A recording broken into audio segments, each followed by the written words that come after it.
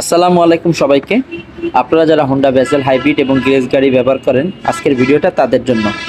Honda bezel এবং grace গাড়িতে আমরা সবাই দেখি ডুয়াল ক্লাচ চলে যায়, গিয়ার বক্স ড্যামেজ হয়ে যায়, গাড়ি গিয়ারে ভাগে না, গিয়ারে ধাক্কায় আরপিএম হাই হয়ে যাচ্ছে, গিয়ার বক্স রেসপন্স নাই, ড্যাশবোর্ডে বেশ কিছু ইরর বাতি জ্বলে থাকে, অনেক সময় গিয়ার বক্সের হিটিং ইস্যু আসে।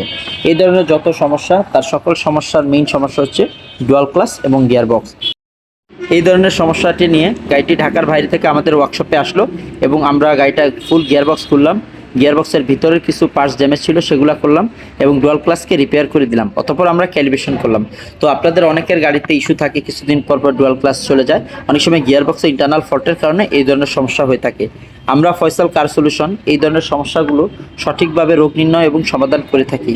আমাদের রয়েছে এই কাজের আলহামদুলিল্লাহ প্রপার অভিজ্ঞতা।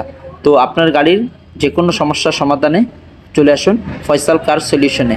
ইনশাল্লাহ আপনারা 100% সঠিক সমাধান পাবেন।